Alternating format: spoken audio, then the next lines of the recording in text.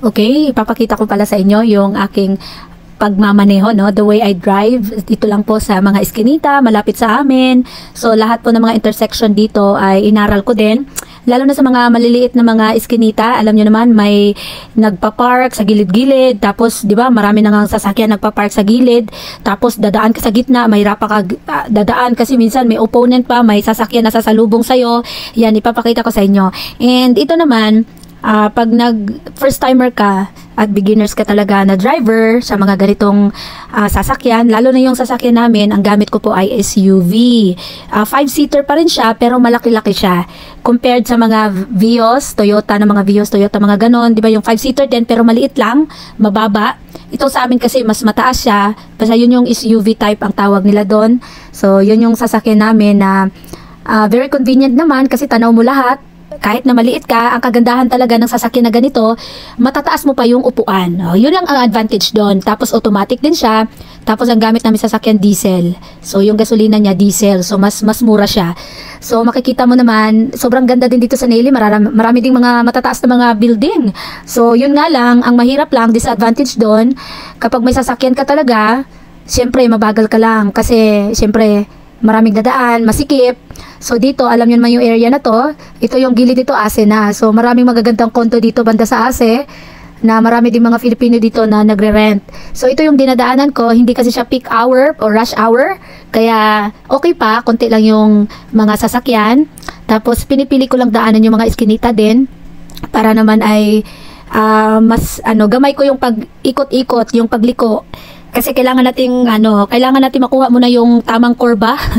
Tamang pag-curve talaga, paggamit ng manubela tawag doon, di ba? Yun yung tapos dito liliko ako ulit kasi para naman na makita nyo, mabagal pa lang talaga dapat ang pagliko. At kailangan mabagal, syempre, wag kang hindi, yung talagang, alam mo yun, maging mabilis ka na agad. So kailangan mabagal para alam mo lang paano yung timpla nung ating manubela. Tapos dito naman maliliit na mga eskinita, kasi yan, tingnan mo na maraming nagpa-park. Kaya ang hirap pag maraming nagpa-park eh. Tapos liliko ako ulit dito. Tapos di ba katulad niyan, may mga sasakyan na kahit saan may nagpa-park, mahirapan ka talaga lumiko kung ganito kalaki din yung sasakyan mo. Kaya yun lang yung doon, challenge talaga. Inaral ko pa ulit-ulit, iba-ibang intersection ang dinadaanan ko. Katulad niyan, di ba may nakapark na courier ng 7-Eleven ba yun? Yung courier na yan, di ba? Tapos may sasakyan na sasalubong sa'yo, siyempre liliko siya. So kahit ikaw mauna ka, siya liliko naman, yung way niya dadaanan mo. So kailangan mag-give way ka na lang. Tapos yan, katulad niyan, may 7-Eleven. Black cat yata to, Black cat pala. So, yun nga. Ang hirap nito. Nahirapan ako dito, pero dinadahan-dahan ko lang. Kasi yung 7-Eleven na yan, na Black cat, na sasakyan, naka-stop. Siyempre, nagde-deliver si Dudong, yung driver. Tapos sa right niyan, meron din sasakyan. Kaya sabi ko, sana ko. Kaya mabagal akong lumabas dito. Sabi ko, sana maging successful at hindi tayo makasagi. Kasi mahal ang mga scratch lang, sobrang mahal. Kaya mabagal lang. Kaya hindi ka nagagamit ng preno or tawag doon, yung gas. Hindi ka nagagamit ng gas, Jayo, kasi delikado, kaya brake lang talaga. Kasi automatic naman, yun lang kaganda sa automatic, kahit hindi ka mag-gas, na umaandar siya yung sasakyan mo. Kaya brake na lang yung gagamitin mo para sure na hindi ka makasagi. Ganun lang. Tapos makikita mo naman sa mga side mirror mo eh. Tapos dito naman ito yung paborito naman lagi binibila ng mga bakery. Kaharap nito, okay Mart eh. So yan, liliko tayo dito. Dito naman, maraming sasakyan dito ang dumadaan. Kaya dapat nakatingin ka left and right talaga dito. Tapos maluwag-luwag na yung dito, kalsada, kaya okay lang. Tapos yan, ito naman lagi namin dinadaanan talaga pag galing kami ng GIL Church sa Neyli. So lagi kami dito nadaan, kaya kailangan practicein ko din. Nung simula nung nagda-drive ako pala, ngayon na mag-isa ako niyan, parang okay talaga, malaking nakukuha kong peace of mind. Kasi ikaw yung ikaw yung driver, so ikaw yung bahala kung anong gusto mong technique or style, di ba?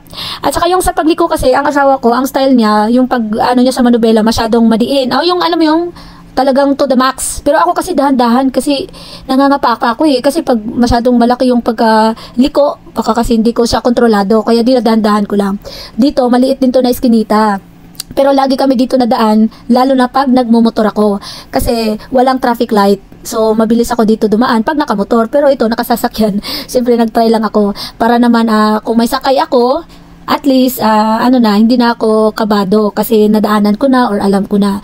So, mas maganda talaga ay i-challenge natin yung ating mga sarili sa mga moment na ganito na hindi siya rush hour para naman maka-encounter tayo ng ito pala yung dapat nating gawin, ganito pala, ganyan. So dito kasi residence to marami talagang mga bahay, sasakyan, wala silang mga parking lot, so sa gilid lang talaga sila nagpa-park. Katulad niyan, tas may dadaan pa, may naglalakad, so tapos may magbubukas ng pintuan. So, kailangan mabagal ka talaga dito, hindi ka magagas kasi baka may lalabas na tao, so delikado.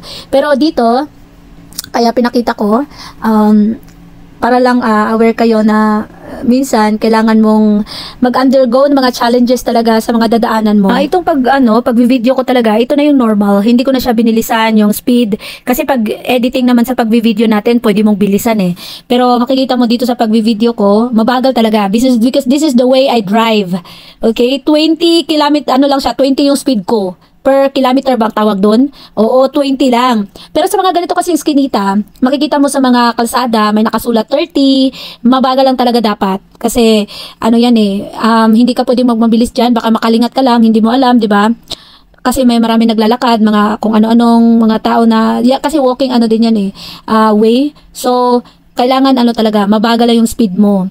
Okay lang sa motor kasi motor maliit lang yun, kontrolado mo agad. Pero pag sasakyan kasi syempre minsan di mo matanaw, di ba? So may mga malaking highway, mga highway malaki ng kalsada, two-way ganon. So 40, pwede 40, 30 ganon. Alam mo, ang maganda lang sa mga babae na marunong mag-drive, nakaka-boost siya ng confident.